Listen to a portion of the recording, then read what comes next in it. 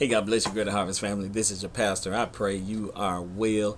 As you know, we are on summer break from our our Bible study, midweek sessions, our teen Bible study, and our adult Bible study.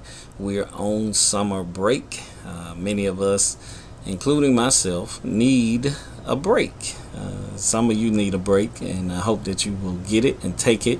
Otherwise, our bodies have been known to make us take a break, and we don't want that to happen, right? So this is just a short snack meal, food for thought. How about that? Food for thought for this Wednesday in August, this first Wednesday in August, where we're on summer break. There, in my personal meditation, my personal study, I wanted to share what I was pondering over this week. So in my personal study, let's go to 2 Corinthians 6. I'm sorry, 2 Corinthians 12, 6 through something. 2 Corinthians 12. I'm going to read it from the King James and then also read it from the Message Bible. I do want to remind you all that we're dressing down for the rest of August on Sundays. We're dressing down. And again, we're on summer break for a while, and we'll play the announcement videos after this. Don't want you to miss the Stewardship Academy. The last 2 Wednesdays in August, the 20th and the 27th, we have great presenters coming to teach us how to be better stewards of the things that God has entrusted into our hands. So we'll have all of that listed for you, and registration will go up today, I believe. All right, so 2 Corinthians 12, starting at verse 6 in King James, and then we'll come back and read it from the Message Bible because it has hit me a different way, y'all. 2 Corinthians 12, starting at verse 6, says, "For though I would desire to glory, I shall not be a fool. For I will say the truth, but now I forbear, lest any man should think of me above that which he seeth me to be, or that he heareth of me. And lest I should be exalted above measure through the abundance of the revelations, there was given to me a thorn in the flesh, the messenger of Satan to buffet me, lest I should be exalted above measure. For this thing I besought the Lord thrice, that it might depart from me." Verse 9, "And he said unto me, My grace is sufficient for thee, for my strength is made perfect in weakness. Most gladly, therefore, will I rather glory in my infirmities, that the power of Christ may rest upon me. Therefore, I take pleasure in infirmities, in reproaches, in necessities, in persecutions, in distresses, for Christ's sake. For when I am weak, then am I strong." I think I'm going to stop there, right? I'm going to stop there. And I'm going to read 6 through 10 in the Message Bible. And I'm hoping that you're already picking up on it, just because I'm hoping that you're hearing it the way I'm hearing it. But if not, I'm going to talk to you about it very briefly, y'all, while we're on summer break, just giving you something to think about. So 2 Corinthians 12, starting at the 6th verse, going through the 10th verse. And it reads in the Message Bible, "If I had a mind to brag a little, I could probably do it without looking ridiculous. And I'd still be speaking plain truth all the way. But I'll spare you. I don't want anyone imagining me as anything other than the fool you'd encounter if you saw me on the street or heard me talk. Because of the extravagance of those revelations," he's talking about things that God showed him, a vision that God showed him, or an experience that he had with God in the previous verses. He says, verse 7, because of the extravagance of those revelations, and so I wouldn't get a big head, I was given the gift of a handicap to keep me in constant touch with my limitations. Satan's angel did his best to get me down. What he in fact did was push me to my knees. No danger then of walking around high and mighty.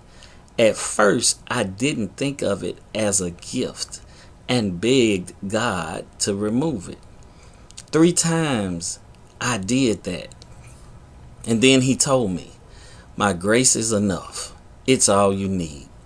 My strength comes into its own in your weakness. Once I heard that, I was glad to let it happen.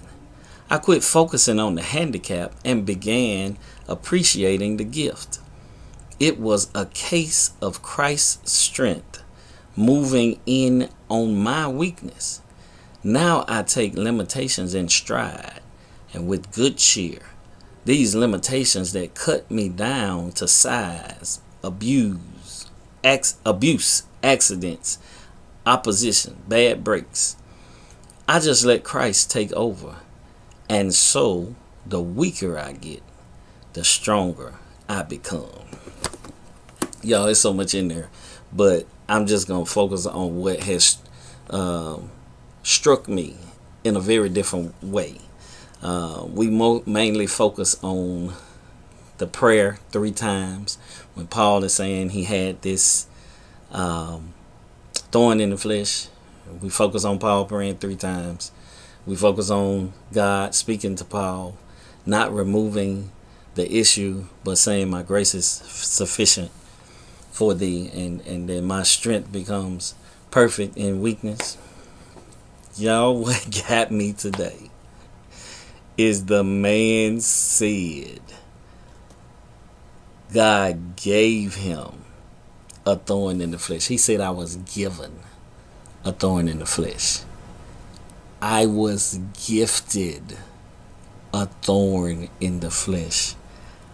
I was gifted something uncomfortable, unpleasant, unwanted. I am praying not to have it, but I know it was a gift given, and it's for my good. God gave him. This man said I was given, y'all. The Message translation said, I have the gift of a handicap. Listen, the man said, if you go back and read, starting at verse 1 in 2 Corinthians chapter 12, he will talk about having revelations and seeing into the heavenlies, God revealing things to him and showing him things. And that if God did not give him this thorn in his flesh, then he might get the big head. He might be arrogant and proud. Y'all wouldn't be able to deal with him if God didn't give him this thing to keep him on his knees. Y'all, how many of us God has to give us something to keep us in prayer? Because if everything went well, we would be a handful. If everything went well, we might not pray. If everything I wanted, I got. If God did supernatural, abundantly, exceeding abundantly above all that I can ask or imagine, would I handle it with the right posture? Would I handle it in the right spirit? Would I receive all my prayers being answered still with humility, gratefulness, thankfulness? Or would I start to, with my chest stick out, with my glasses come down to the edge of my nose so I can start looking down on people who weren't in that position? This is the Apostle Paul saying, God did this to keep me humble. He allows this thing that I don't want, that I'm uncomfortable with, that is unpleasant, and I am praying for it not to happen. I now see this is a gift, because if God didn't give me the gift of this issue that would make me pray and keep me on my knees, keep me humble, I wouldn't be right with God.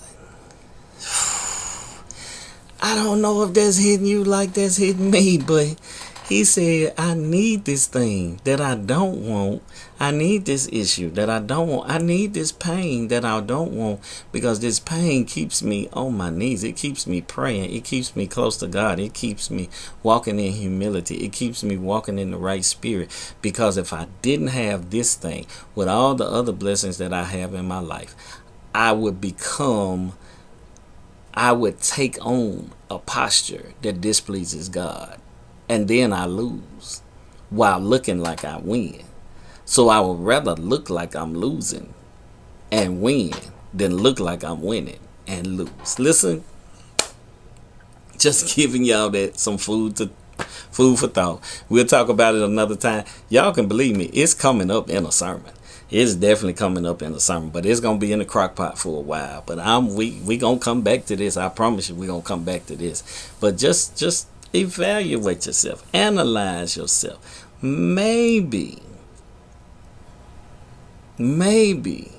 God not answering our specific prayers about something that we don't want to deal with, or don't want to go through, or don't want to experience, is the very thing that God has ordained, orchestrated, so that we will remain in the right posture with Him. I know it's deep. It's a whole lot of ways to look at it, and yeah, I'm sure you can point to some other passages that oppose that position. But I'm telling you what Paul said in 2 Corinthians 12. You can go read it and study for yourself. Some of us are blessed and very blessed, and we have to have something in our lives to remind us that we need God. All right, so we're gonna make sure you follow the videos. We got walking. We're gonna walk at Shelby Farms on the third Sunday. I think it's third Sunday. Y'all watch the videos. I don't remember what's what, but that's why I need a break. That's why we're taking summer break. So remember, our church is a blessed church, and I see a greater harvest in your future.